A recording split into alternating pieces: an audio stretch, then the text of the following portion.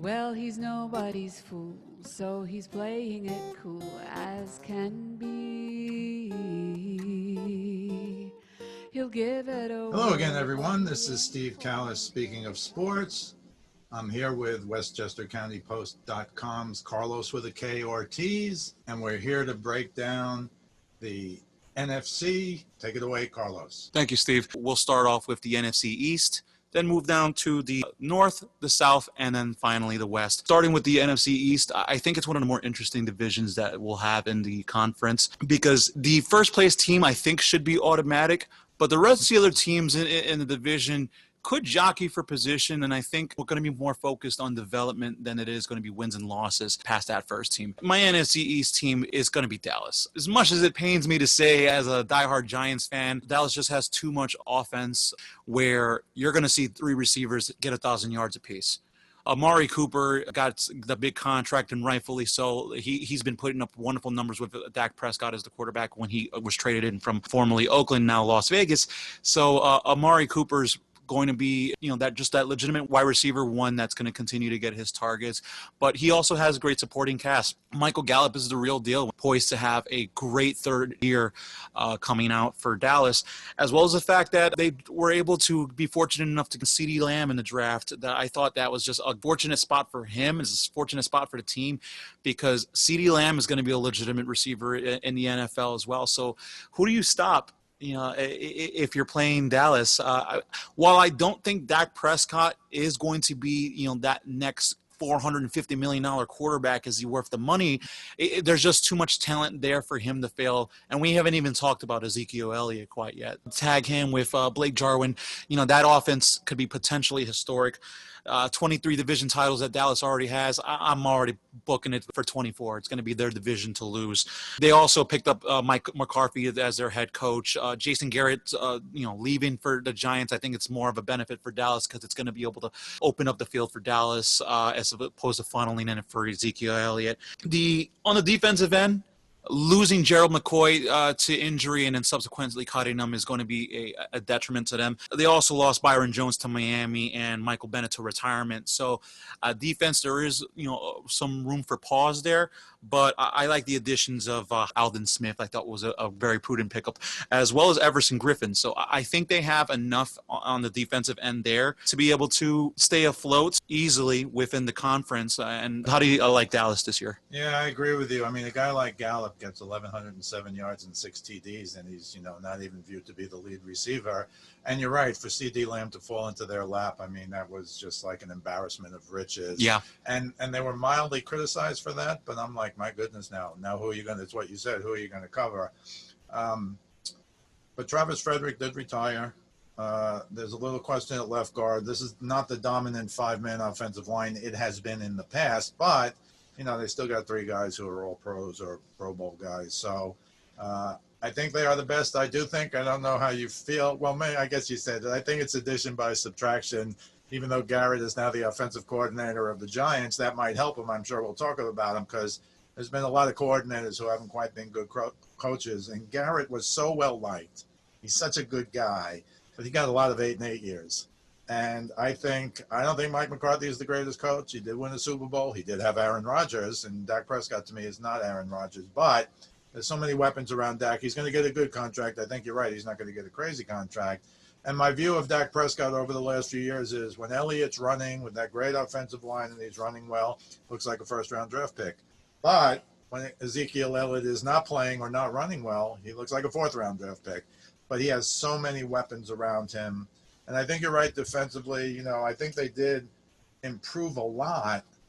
And they throw a bunch of guys. They have Dontari Poe, too, I think. But they signed so many guys that they have to be better. They still have Van Der Esch, who's really, my goodness, he's a really good player. So I think Dallas, partly because of the coaching change, I think it's a big plus. And I like Garrett. I like him as a coordinator. So I'm not saying he's not going to help the Giants and Daniel Jones, of course. We'll get to him in a minute, I'm sure. But I think Dallas wins this. Normally we think it's the Eagles in Dallas. But as Dallas is taking a couple of steps forward, I think, and I know we'll talk about the Eagles soon, they're taking, I think, a step back. But back to you for the rest of the NFC East. Yeah, and Sean Lee being coming back to his, this can be another familiarity for the defense. So it looks like we both agree that Dallas is going to be the clear front runners for the division. And then you brought up Philadelphia, which is an interesting team that I want to tackle, because Philadelphia, they could finish as high as 2. They could finish last depending on how the injury bug hits them. And that's where Philadelphia's concerns are really going to be. It's all about the health of their players. Carson Wentz, he needs to prove that he can play all 16 games. Does his style of run heavy, thinking it a smaller version of Ben Roethlisberger, where that wear and tear is eventually going to come to toll. Can Wentz stay upright? If he doesn't, that's going to be a recipe for disaster. Their entire season's predicated on whether or not he's going to be able to remain a fixture for them long-term as well as this season. But health all around is also a concern. Alshon Jeffrey is going to be starting the year on the PUP list. So you're already thin at receiver as it is. Their first-round pick, Jalen Reagor, pretty much looks like he's going to be done for the season. Initial reports are saying that his shoulder is going to be out for a month, but this is going to be one of those injuries that lag. And Steve, no preseason games, no real training camp. We're talking about a couple of padded practices. I can't see Reagor being really acclimated to the system to be anywhere effective for the rest of the season. He's looking like it's going to be more of a 2021 debut for him. But with that said, Zach Ertz will continue to dominate. I think he's absolutely one of the top 4 best tight ends. Mark Andrews may have passed him in standing from Baltimore, but Zach Ertz is going to be someone, especially if Wentz comes healthy, he's going to be a very good defensive nightmare for people to match up with. And Jason Peters wants to move back into left tackle. He didn't do bad at guard, but they need him to really solidify that tackle position if Miles Sanders and Boston Scott are going to be the running backs that Philadelphia envisions them. Again, I have Philadelphia as a shaky number 2. I'm not as confident as I am in them than I have in previous seasons. What are your take on the Eagles? Yeah, I have them as a number 2, but I agree with you. They could be number 2 and they could be number 4 because Brooks was out for the season, offensive line talking now. Dillard, who is still a question mark, is now out for the season, but he would have been a question mark had they put him in. I'm not sure whether Jason Peters wants more money to play left tackle thing, which on the one hand, he's right. Left tackles, as you know, get paid a lot more than right guards. But on the other hand, they came out with he's made $111 million from the Eagles. And much as I love him, I think he's a Hall of Famer. I follow the Eagles pretty closely because of 97.5 The Fanatic in Philly. But he hasn't been able to play a whole season. And so now you have 2 guys who are already out for the season, and you're counting on Jason Peters to be either the right guard or the left tackle. As good as he once was, he's not great now, so I'm not sure. And Wentz already had that lower body soft tissue that, now it's getting like hockey games. You don't know what's the real injury. But unfortunately, Wentz has had a lot of trouble, as you know, his whole career, even going back to college, staying healthy. And as we like to say down in Philly when I'm on the radio, Nick Foles is not walking through that door. And I know we'll get to Foles eventually as well because he's an interesting starter versus sub who wins the Super Bowl. But I think they're, before the season starts, I think they have a lot of problems. And you pointed out, as you did in the other video correctly, it's a different world now, no exhibition games. How do you really judge the rookies? We know the starters only play like a half or 3/4 of the third game. But even for that, to me, even for these starters, even for these old pros, to go from practice where we're hitting each other to an actual NFL game, that's a big leap. And you don't have that little middle in between, even if it's only a half or 3/4. So I'm with you again. I kind of like the Eagles to be second. But Wentz, who knows? He's a question mark. And then people were saying last year, well, he played all 16 games. Yeah, but they left out the part where he got hurt after, 6 plays in the playoff game? So that's a big problem. And then again, they didn't have Nick Foles, and I understand they didn't want to pay him, and he got paid. He hasn't performed well. We'll talk about him later. But right now, I think Dallas is head and shoulders. Dallas always had more talent than the Eagles, but the Eagles could still beat them. Was it because of Garrett? I think we're going to find out. But this year, I think the talent gap is even wider between Dallas and the Eagles. So I agree, a week 2, but they could be 3 or 4. Jalen Hurts better be ready to play is the only thing I can say. But when J.J. Arcega-Whiteside is probably your number 1 receiver, Philadelphia, you need some medical attention. And you do hope Deshaun Jackson can stay healthy, but we'll see. We'll see how that shakes out as well. This next team has nothing to do with wins and losses. It's all about what do they have, and we're talking about my beloved Giants. The 2 main storylines for the Giants this season: Number one, can Daniel Jones quarterback in this league? And two, can Joe Judge coach in this league? I am a little bit more confident in Joe Judge than I am in Daniel Jones. I absolutely hated the pick when the Giants took him. I'm not going to kill it now because he did have flashes last season. The 5 touchdowns against Tampa Bay, the game against Washington, which they should have lost in the Chase Young Bowl. Daniel Jones has some promise. We got to be able to see it, and it's not going to directly translate into wins and losses. I may not have the team winning more than 5 games, but if you see progression from Jones as well as a Judge's ability to evaluate talent and make in-game decisions, that's all it is going to be for the Giants this year. With that said, if you're a Dave Gettleman fan, that's probably what you don't want to hear, because I think the jury has been out for him for the last 2 seasons. The Pat Shurmur hire was a disaster. He was not equipped to be an NFL head coach here. The same record in Cleveland is the same record he had with the Giants with 9-27. If the Giants, are around that 5-6 game range again in terms of victories, I can't see how Dave Gettleman comes up from that, and we could be looking for a new general manager within the offseason. The number one concern, if you're a Giants fan like I am, is going to be that defense. That defense could be potentially horrific depending on how the ball bounces. It also could be okay. I thought some of the additions that they made on defense on paper are going to be something that's going to help. The Logan Ryan signing is going to be exactly what I've been clamoring for all off season. You needed some help in that secondary. I think Logan Ryan is solid enough that he was going to be able to bring a welcome addition. But you pair him with James Bradbury at corner, as well as Corey, if he's healthy, I think they have a little something cooking in cornerbacks. But the DeAndre Baker situation really hurt them, and I wouldn't expect him at all coming in this season. His arraignment was pushed back into January, so it's really looking like less and less that Baker is going to remain on this team for the season and maybe his career. The Giants may just decide to cut bait with him. The defense is going to be something that it really want to be able to keep an eye on, because is Jabril Peppers going to bust? Is Dexter Lawrence a bust? I don't know yet. So the defense, I think, is going to be just as bad as last year, despite some of the signings that they brought on. Well, I think talking about Gettleman, Andrew Thomas, number 4 pick, is he going to be a dominant tackle, left, right, anywhere, somewhere? Because it seems to me he has to be number 4 pick. Yeah. And Gettleman, to me, I think he lost the New York fans very early last year when he said, "Yeah, I've got a plan. I'm not going to tell you what it is." I mean, that's not a guy who knows the New York media nor the New York fans. So I'm a little concerned with that. But you're right. Daniel Jones, the problem was not only 12 picks, but 11 fumbles lost. And it's a recipe for disaster. You can just think back to your Giants history of Bill Parcells. If a quarterback made 23 turnovers, or you see him screaming at Phil Simms when he's already been in the league 6-7 years. And as for Joe Judge, I'll defer to my son, the diehard Patriots fan, who thinks Judge is a good coach, but he was a special teams coach.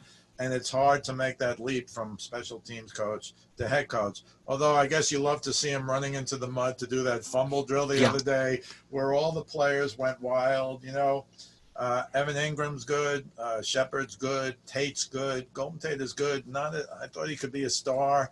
So Daniel Jones does have some weapons. We have to mention, of course, Saquon Barkley, who maybe if the line can be a little better, he looks so at times 3 guys in the backfield when he's taken 2 steps. And I think that really hurt him. Of course, Nate Solder opted out. And he does have, I think both he and his son have medical issues, because it was a big deal in New England. And I know when he came to New York, the reason he said is because 2 places for the best hospitals are Boston and New York.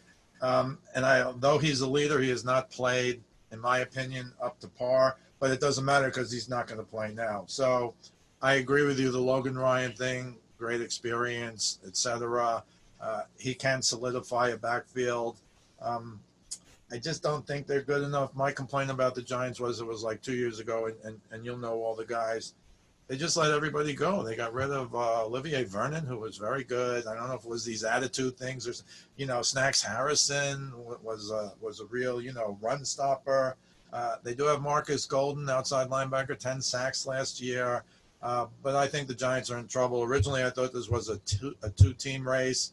But now, as you said previously, the Eagles have kind of taken a step back before the season starts. And Dallas looks to me, even more loaded with C.D. Lamb. So I agree with you on the Giants, and I'm not sure, as you aren't, Can Daniel Jones really be the franchise quarterback that Gettleman seems to think he is? I'd right now rather have him than Haskins. I know you'll talk about Haskins in a minute, but I think we're kind of low on the totem pole there when we're talking about one of those guys over the other. Yeah, absolutely. And for Gettleman's sake, Jones has to be the guy because he's made some head-scratching moves before. Sure. I always look back at the Landon Collins lack of trade. You let him walk for nothing. So Yes, that's something that's going to remain in Giants fans' back of their minds when the season plays out. But lastly, we got the no-name Washington Football Club. I think the main storyline with Washington is not even on the team. There just seems to be a large looming cloud hanging over this franchise, and it really starts with Dan Snyder. When there's smoke, there's fire. There's been a lot of allegations in the last couple of weeks in regards to Snyder's behavior, the culture in the front office is from female staffers and former employees. But the problem with Washington is just going to be kind of the same issue with the Giants. We don't know what they have yet. I think they have some nice pieces on defense.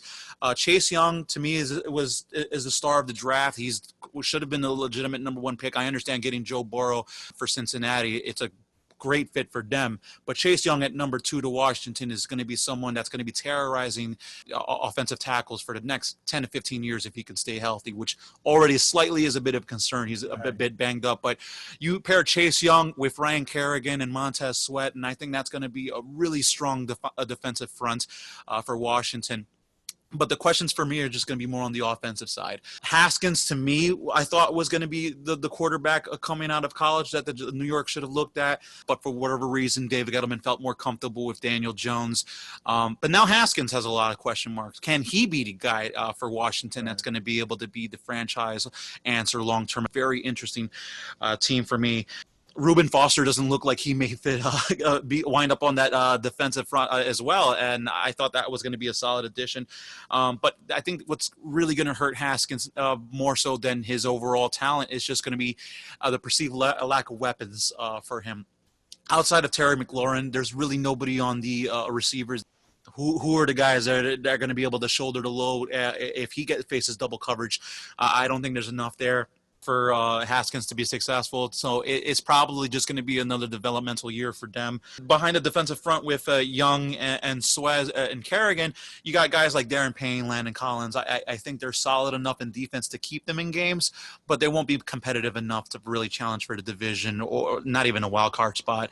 But what do you think about Washington this year? I think very little of Washington this year, and I agree with everything you said about Daniel Snyder. I mean, there's just something wrong there, and I tell you, I have a sister in Fairfax, Virginia. I've been to a few Redskin games, and you talk about lunatic fans. As we talked about the Raiders, I talked about going to a Raiders game, going to a Washington game, and you look at them, and it's like, oh, my goodness. And you actually feel bad, even if you're a Giant fan. You feel bad because they used to be such a glory, the Joe Gibbs days with 3 different quarterbacks and 3 different Super Bowl wins.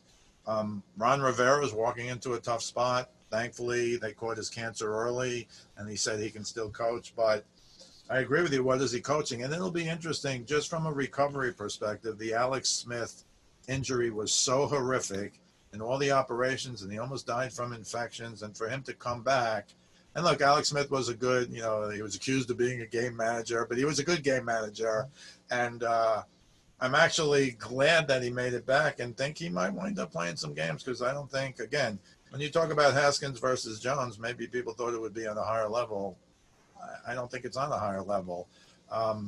So I don't know if either of them, as you've essentially just stated, are franchise quarterbacks. So I think very little of Washington. You're right about Chase Young. We'll see, though, at the end of his college career, he got double-teamed on a regular basis and wasn't quite the dominant performer. And I don't know that he'll be double-teamed in the NFL at the beginning. We'll find out quickly. But the same kind of thing, new coach, maybe a new quarterback, maybe not. It's very tough to walk in, as you've said a couple times already. It's very tough to walk in and have no – I said originally that Doug Peterson had a big advantage because all the other 3 coaches are new coaches. And it's going to be very hard with them even in exhibition games. But again, I think the Eagles have come back. I still think they're better than the Giants or Washington. So I'll just leave it there with Washington. I think they're very poor, and I think they'll be last in the division. We mentioned Ron Rivera as a new coach. It's very possible if there's more stories coming out, Washington can have a new owner. So we'll see how that plays out in the East. But in the NFC North, I think this is going to be one of those tougher divisions in the conference. It's a two-team race in the NFC with Kansas City and Baltimore. The NFC, I think, is a completely different story. There's legitimately about 10 teams that can come out and represent the NFC in the Super Bowl. The North, I think, is going to be one of those divisions that's going to be tough for them to win. But the team that comes out of it, I think it's going to go a long way. And for the NFC North, the team I have coming out is going to be the Minnesota Vikings. I think Minnesota is primed to avenge their playoff disaster last year when they were a bit of an early exit than most people thought. Along with New Orleans, I expected Minnesota to do a little bit better than what they did, but they're the ones who took out the Saints. I think they got better. I don't personally believe in Kirk Cousins as a franchise guy. I think he's more of a serviceable quarterback, but he's serviceable enough that he got the monkey off of his back last season, winning that postseason game, because that was the really big thing that hung around Cousins is could he perform in pressure situations? So I think we've moved past that when it comes to Cousins. I just still don't think he's just worth the money that they're paying him, but they had to pay him. So I don't blame Minnesota whatsoever. Losing Stephon Diggs is certainly something that's going to hurt them, but I love the fact that they picked up Justin Jeffries in the draft, the kid out of LSU. I think pairing him with Adam Thielen is going to be enough to win the division, merely because the other teams in the division aren't necessarily going to be world beaters by any stretch. But when Minnesota, as much as I don't believe in Cousins, I do believe in Dalvin Cook and Alex Mattinson. I think that's going to be the number one running back duo in the NFL. Cook, as long as he can stay healthy, which has just been the one knock on his career so far, is a prolific runner, and I think Mattinson's probably the best backup in the NFL. He's someone who really should be a starter in other teams. Mattinson and Cook will shoulder the load. Cook should easily go over 1,000 yards from scrimmage. Mattinson right behind him. And on the defensive end, losing Everson Griffin, losing Xavier Howard does hurt them, but getting Yannick Ngakoue from Jacksonville is going to be wonders for Minnesota because you already had Danielle Hunter there. So I think they're probably the number 2 pass rush team in that division behind Chicago. And Ngakoue and Hunter is going to be something to really look out for on the defensive end because I think they'll give quarterbacks some trouble. But Steve, what do you have in Minnesota? I was very close between Green Bay and Minnesota. I'm probably going to lean towards Green Bay, but specifically on Minnesota. You know, Thielen was in and out of the lineup last year. Kirk Cousins has now proven he's a great play-action passer. Stefanski is left, and I know we'll talk about him when we get to where he is now. But I think they're very, very good. Zimmer's kind of a Parcells-like tough guy, defense. We can run the ball, as you said, and if Cook stays healthy, you're totally right. He's really, really good. They have Harrison Smith on the back end. I think he was good last year. He wasn't great, but, you know, he was good. And I think they're going to be okay. I like the Ngakoue signing as well. 1 year, $12 million. Also a prove-it year for him. But now, yes, they're even better defensively. And you're right. I don't think they're the Bears. I'm sure we'll talk about the Bears' offense or lack thereof. But I think the Packers and the Vikings are very, very close. And I love their pick of Justin Jefferson. You know, I was actually doing some draft coverage down in Philly with Joe Stazak, who's my podcast partner, but he's on ESPN radio down there every weekend. And they passed on Justin Jefferson to take Rieger. And then I think maybe Minnesota had the next pick, or it was maybe right after literally. And we were like, oh, my goodness gracious, because he can be a star, 5 touchdowns in that big game. And I understand that's college, but I think he can be a star. And so you're right, with him and Thielen, that's very good. So the Vikings can certainly win this division, and we'll see eventually what you have to say about the Packers. We'll get to the Packers in a bit, but the next team I wanted to touch base on was actually going to be Detroit. I think Detroit Lions are going to surprise a lot of people this year. They do have some talent that's being overlooked, and I think what benefits Detroit is just not having a spotlight on them, but more so the other 2 teams in the division, Chicago and Green Bay, is why I think Detroit is actually going to have a better year. How much more does Matt Stafford need to prove to you? Get him some help. That's the only thing that's hurting Detroit is they just don't seem to be getting enough around him for a supporting cast. Stafford is amazing quarterback in this league. He doesn't get talked about enough because the team is doing him no favors. I think Kenny Golladay is a legitimate number 1 wide receiver. I like Marvin Jones as a solid number 2 guy. TJ Hawkinson is going to have a better rookie year than he had. So I think Detroit offensively certainly has enough weapons to be competitive. They better be, because Matt Patricia is one of those coaches to me that you're certainly on that hot seat. We talked about it in our AFC breakdown, where the Belichick disciples just don't seem to get the benefit of a doubt outside of Brian Flores. And Patricia just looks like he's going to be another one of those disciples that I think is on his way out if Detroit underperforms. And I do like Detroit this season. They got enough on defense with Trey Flowers, and Jeff Okudah, I think, is going to be one of the best cornerbacks to come out of a draft in a long time, the cornerback from Ohio State. So Detroit, to me, is a very interesting team. I think they can compete for a wild card, but they're going to need a little bit of luck. They're going to need Patricia to really show that he is a proper in-game coach, because I don't think he makes enough adjustments from the first half to the second half. And it's really just more of, does Detroit have enough to jump over the Bears and the Packers? And I think they do. I don't think they do. They did pick up Deron Harmon, 3 Super Bowl titles with the Patriots. You know, a lot of these Patriots are leaving, going to Detroit, going to Miami.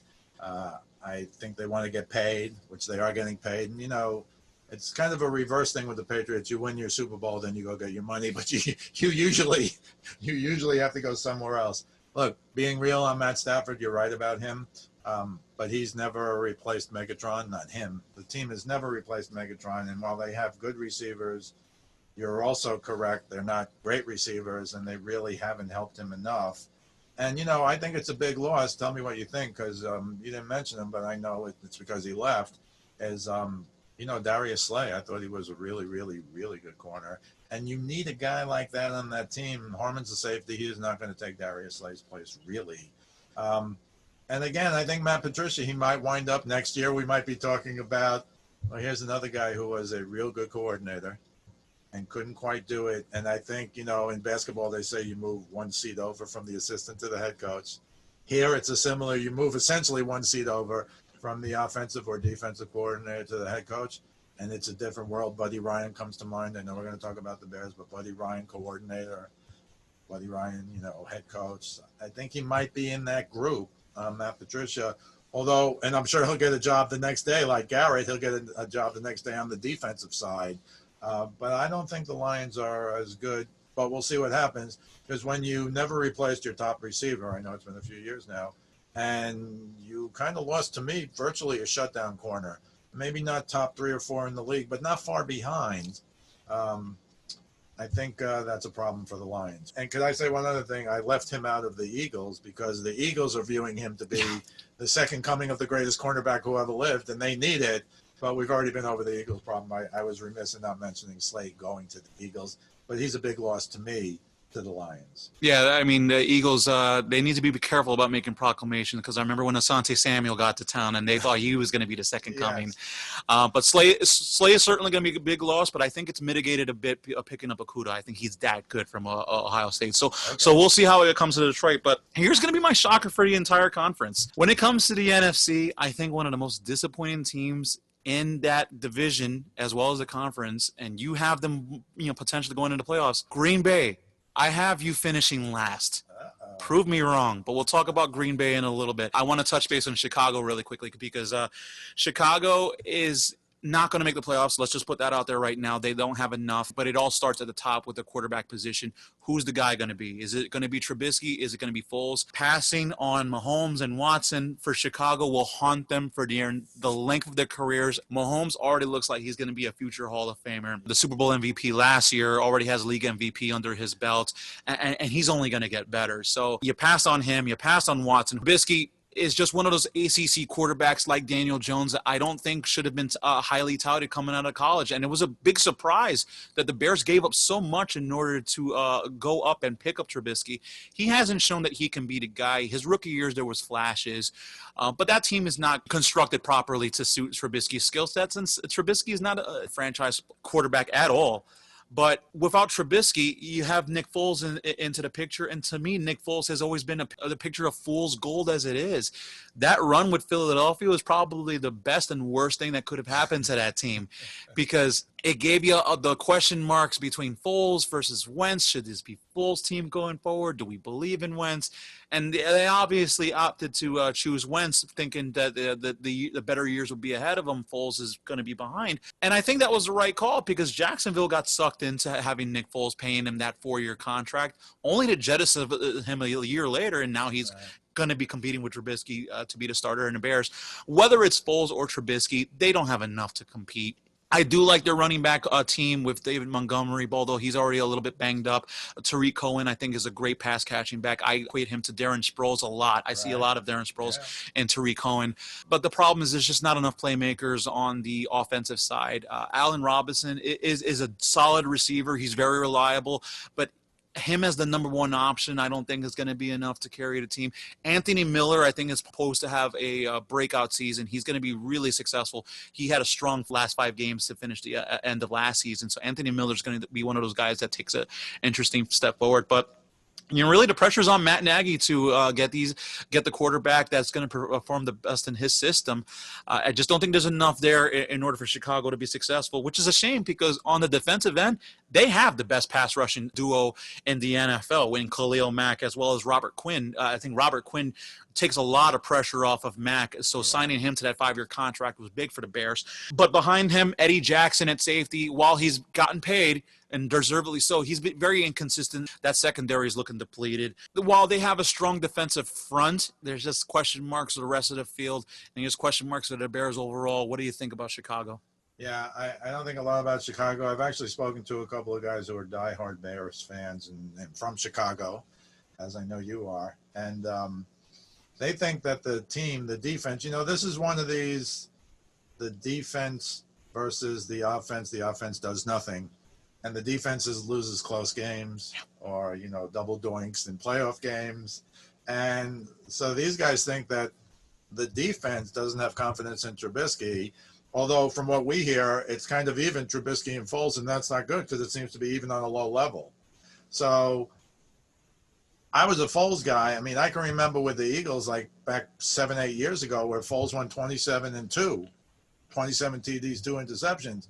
So when he did what he did for the Eagles, as you said, not fool's goals for the Eagles because they won the Super Bowl. But yes, after that whole, they gave Wentz 4 years or whatever they gave him, $128 million. I know they gave him that. I think it was 4 years, $128 million.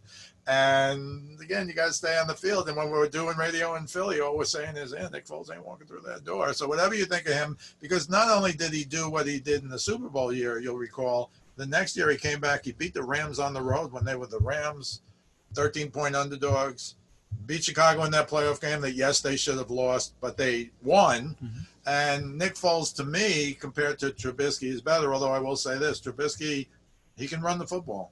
Now, I don't think it's like a straight-up play that they do, but he's more athletic than Foles. But Foles does have a Super Bowl win on his resume. And I know, again, for maybe everyone else, it's fool's gold, not for the Eagles. They're the happiest, since 1960. The whole story down there. But he also did have that one incredible season. I know it's only one. And he was a bust at Jacksonville. I thought maybe at Jacksonville because he replaced Blake Bortles. And I thought Jacksonville would be, I think the most disappointing team in football from 2017 to today is Jacksonville. Yep. And Nick Foles was part of that. So, again, from what my buddies tell me, they don't need a star quarterback, but they do need a good, competent NFL quarterback. And it hasn't looked like Mitch Trubisky. And I'm afraid it hurts me to say this, but it certainly didn't look like Nick Foles last year. And so we'll see. But, other than that, Akeem Hicks, I should mention, defensively, because, of course, he's real good. But it's what you said. They have an incredible defense. But their problem is not the defense. Their problem is that they're going to lose games 14-10. And then eventually, and this will happen quickly with Trubisky, I think, and maybe not as quickly with Foles, are they going to – you don't give up, but the defense gets pounded and pounded and pounded. They play great. They give up 13 points and lose. And that gets to you over the course of a season. Once again, no practices, exhibition games, and that's a problem. So Nagy hasn't yet announced. We're only a week out from the starting game. And I guess Nagy's doing that for, they want who they're planning to prepare for 2 quarterbacks. That happens all the time. but I think the fans and even the team wants to know who's the guy. And according to Nagy, he doesn't know. If it was really close, I thought Foles would come in, outplay him, and get the job, and he hasn't. So that's not a good sign for the Chicago Bears, never mind who starts. And you can almost bet that whoever does get the starting job, the other quarterback, will be in there at some point not too long. If they start losing games or not scoring points, whoever is in will be pulled quickly after a couple of games, and we'll see where they go. I think because of their dominant defense, they always have a chance, but they were always in a bunch of games, and then they lost. And I think that's a problem as well. So I don't have the Bears. I don't have the Lions. I like the Packers. I know you're going to tell me why the Packers aren't going to be good or good enough, and then I'll go and take my shot. The problem with the Packers to me is what have they done in the offseason to give Aaron Rodgers any help whatsoever? The Packers should be better than what they are. Outside of Devontae Adams, there's no real threat at receiver for Aaron Rodgers. And this is Aaron Rodgers' last kick at the camp. I don't know what it is about a coach that is looking to just really run Rodgers out of town, but I think he wants to focus it more toward a running game, which suits Aaron Jones. Aaron Jones, to me, has been a running back that's been screaming to get more action for the last 2 years. And for whatever reason, Jamal Williams just doesn't seem to be going away there, but when they drafted Jordan Love, they can say what they wanted to be about 3 years from now. That's a move that's going to be coming much sooner than people think. I think Rodgers, he's not going to be done playing, but he will be playing for somewhere else. I think there's too much turmoil in Green Bay. It could absolutely be wrong. They could get into the playoffs as a wild card. I don't think they have enough to threaten Minnesota as a division winner, but Green Bay to me is just one of those wonky teams. It's just, again, outside of Devontae Adams, I don't trust in Lazard. I don't trust in Valdez-Scantling. I can't tell you who your tight end is. Jimmy Graham was a disaster for them. So who are the weapons that Aaron Rodgers has in place that's going to be able to make them a contender, even if they do somehow sneak into the playoffs?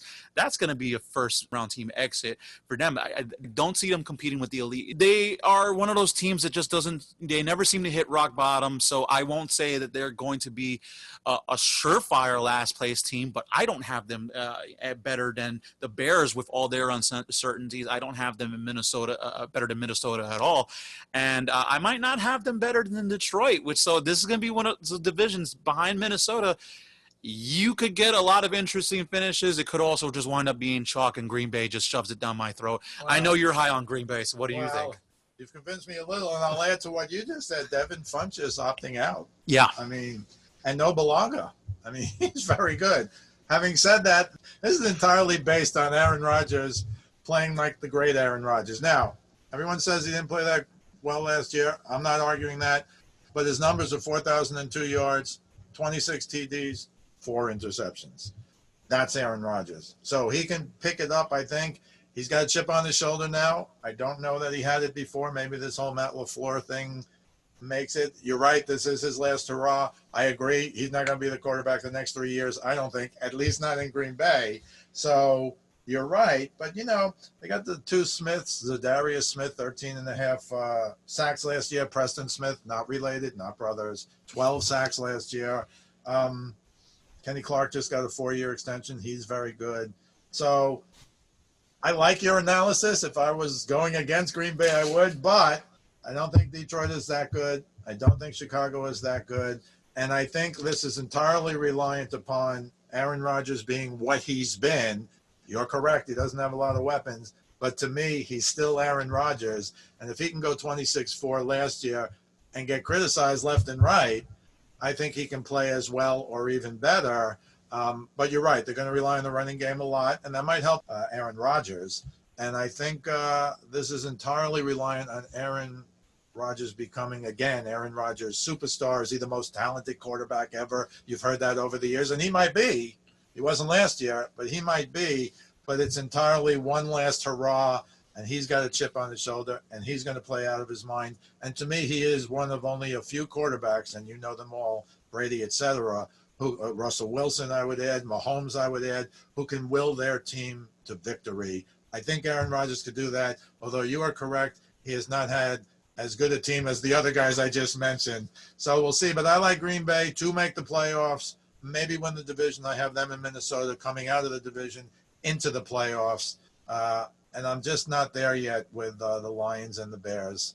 The Bears need better quarterback play, and they may not get it. It might be the Bears of last year. And as you said, Matt Patricia might lose his job if something doesn't really happen. So I'm obviously higher on the Packers than you. I think they will make the playoffs. And we'll talk about it at the end of the year when we do our Super Bowl preview. And one more thing, I know we don't talk about kickers enough, but Crosby last year, 22 for 24.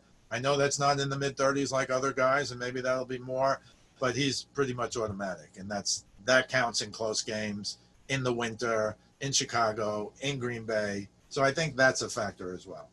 Yeah, I think Green Bay certainly has, in terms of the quarterback, they have the guy that's been there and done that. You know, you look at the other teams like Cousins, Trubisky / Foles, and Stafford. None of them have gone deep into the playoffs. So Rodgers decidedly gives the Packers the advantages there. It's just the rest of the team, we'll see.